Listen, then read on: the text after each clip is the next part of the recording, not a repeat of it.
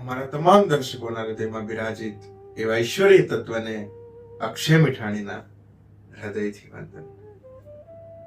મિત્રો, જગતમાં ઘણા બધા ઈશ્વરની આપણે પૂજા કરતા હોઈએ, પણ ભાઈબંધ કરી શકે એવો કોઈ ભગવાન હોય ને તો પૂર્ણ પુરુષોત્તમ કૃષ્ણ પરમાત્મા એક જ છે.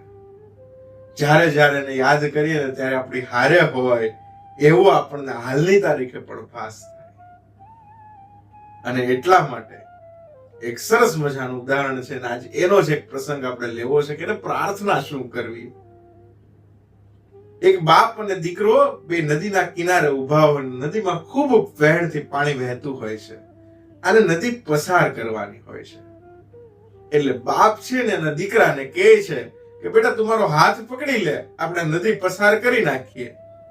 એટલે દીકરો એમ કહે છે પપ્પા હું તમારો હાથ નથી પકડતો, પણ તમે મારો હાથ પકડો પછી આપણે નદી પસાર કરીએ. બાપ એના દીકરાનો હાથ પકડીને નદી પસાર કરી નાખે, પણ પછી આ બાપ એના દીકરાને પૂછે કે મારે તારો હાથ પકડવાનો હતો, તું મારો હાથ પકડે, બેમાં ફેર શું પડત બેટા? ત્યારે નાનો દીકરો ખૂબ સરસ જવાબ આપે છે, જે મારે ને તમારે દરેક મંદિરે જાય ને ત્યારે યાદ કરવા જેવી વાત છે. એ દીકરો એમ કહે છે કે પપ્પા આ નદીનું વહેણ ખૂબ વહેતું હતું, મારા હાથ તો નાના છે, મેં કદાચ તમારો હાથ પકડ્યો હોત ને તો એ હાથ મુકાઈ જાત, પણ તમે મારો હાથ પકડ્યો હતો ને એટલે મને શ્રદ્ધા હતી, મને વિશ્વાસ હતો કે તમે મારો હાથ ક્યારેય નહીં.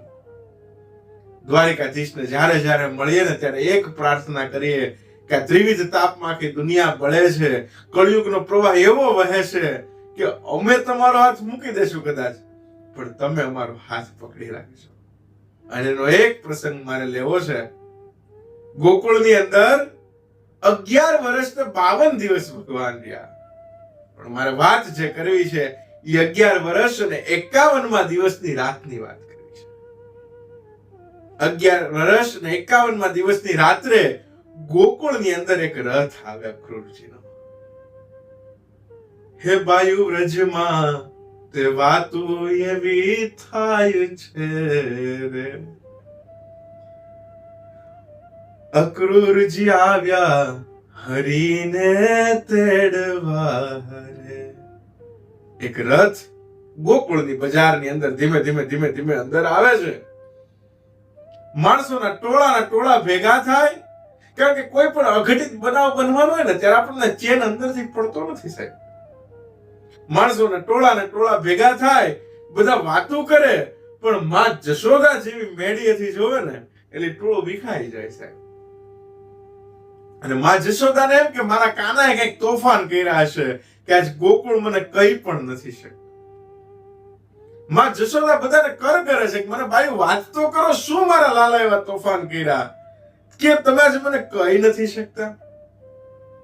અને બધાને એમ કે જો માં જશોદાને ખબર પડશે ને તો માં જશોદા સહન નહીં કરી કે આજની રાત.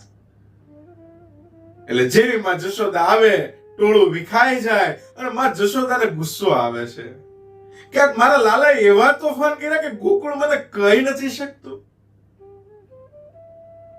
આજ આવા દો એને ઘરે, જમવાનું પણ ન દો, ભલે ભૂખ્યો રહેતો. અને ભગવાન છે 11 વર્ષ ને 51મા દિવસની રાત્રે છે પોતાના ઘરમાં આવે, નંદના ઘરે આવે, પણ માં જશોદા બોલાવતી નથી ને ધીમે ધીમે ધીમે ધીમે કાનુડો છે પોતાની મેળીએ ચડી જાય અને પોતે સુવા વયો જાય છે. માં જશોદાને એમ હતું કે આજે એવું તોફાન કર્યું, ગોકુળ મને કહી નથી શકતું, નથી દેવું ખાવા, ભલે ભૂખ્યો રહેતો. આખી રાત પૂરી થાય અને 11 વર્ષ ને 52મા દિવસની શરૂઆત થાય. ગામમાંથી કોઈક મંદિરે ઝાલરોના અવાજ આવે સાહેબ. એ ઝાલરોના અવાજની વચ્ચે ક્યાંક છે માવડિયું છે ઘટલાથી લોટ ચાળતી હોય છે, દહણા કરતી હોય છે, એના અવાજ આવે છે.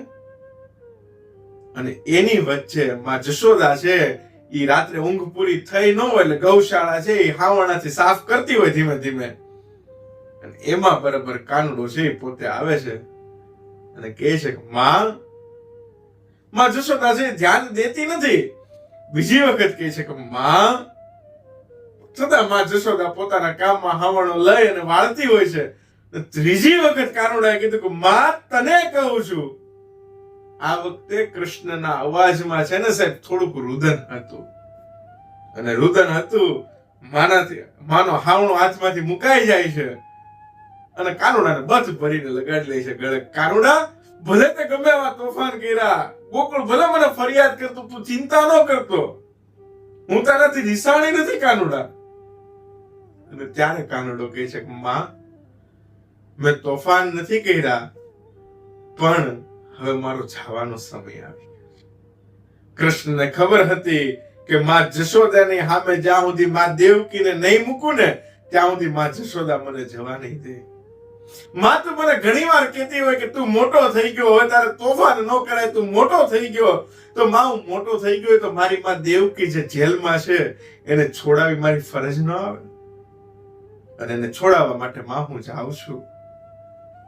માં કૃષ્ણ નાહુડા લુએ કે કૃષ્ણ માં નાહુડા લુએ એ કવિઓથી કે લેખકોથી વર્ણન થઈ નથી શક્યું તે દિવસે.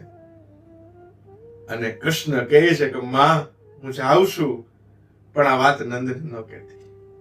નંદ આ વાતને સહન નહીં કરી શકે. ત્યાં તો નંદ પોતે બાણે જ ઉભા હોય છે, કહે છે બધું સાંભળું છું. અને ત્રણેય બથ ભરી અને ભેટી પડે છે. કૃષ્ણની આંખમાંથી પાણી જાતા હોય, આહુડા જાતા હોય, અને ધીમે ધીમે ધીમે ધીમે એમ કહેવાય કે પૂર્ણ પુરુષોત્તમ અખિલ બ્રહ્માંડનો માલિક 11 વર્ષ ને 52 દિવસ જેની ઉંમર હતી અને ત્રણેક ડગલા પાછળ લે. પણ જેમ જેમ કૃષ્ણ પાછળ જતા જાય ને એમ એમ એનું વિરાટ સ્વરૂપ માને દેખાતું હતું તે દિવસે. અને ત્રણેક ડગલા પાછળ લઈ અને કૃષ્ણ છે એમાં જશોદાને કહે છે કે માં જશોદા, ભૂલી જા કે તારો બાળક તારી પાસે છે. હું કૃષ્ણ કે જે તે ખાંડણીએ બાંધ્યો છું ઈ તારી સામે ઉભો છે, પણ યાદ કર કે અખિલ બ્રહ્માંડનો માલિક તારી સામે ઉભો છે. હવે માગી લે માં, માગવું હોય માગી લે, અખિલ બ્રહ્માંડનો નાથ તારી સામે ઉભો છે. ત્યારે માં જશોદા કહે છે હે કાન, શું માગું તારી પાસે?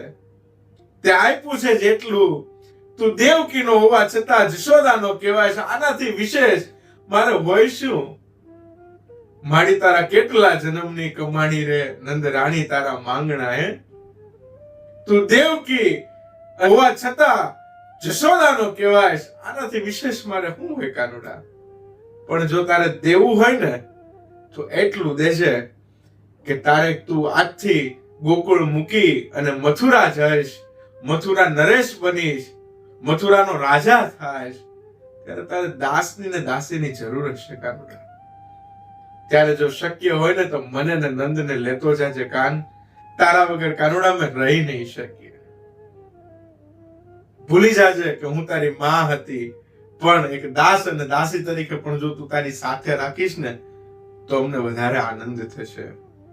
અને ધીમે ધીમે ધીમે ધીમે એમ કહેવાય કે ભગવાન ત્યાંથી નીકળી જાય છે. પણ મારી કહેવાનો વાતનો સૂર એટલો કે જ્યારે જ્યારે મંદિરે જઈએ ને ત્યારે માગવા ન જાવું, એને મળવા જઈએ ને તો એ બધું દેવા માટે તૈયાર છે. એને ફરિયાદ કરવા ન જઈએ પણ એને યાદ કરીને જઈએ ને તો એને બધું જ આવી જશે સાહેબ. જીતના દિયા उसने उतनी मेरी औकात नहीं, ये कर्म है उनके वरना मुझ में ऐसी कोई बात नहीं. मैं चलता गया रास्ते मिलते गए, राह के कांटे फूल बनकर खिलते गए. एक कृपा है उनकी वरना इस राह पर लाखों फिसलते गए. સાહેબ, કળયુગમાં ત્રિવિધ તાપમાં જ્યારે દુનિયા પડે છે ને ત્યારે જો એની કૃપા થઈ જાય ને તો માણસને ક્યારેય કોઈ પાસે માગવું નથી પડતું. બસ એ જ સાનિધ્યનું માણીએ, એનું જ સાનિધ્ય માગીએ, એ જ પ્રાર્થના સાથે અક્ષય મીઠાણીના જય સિયારામ.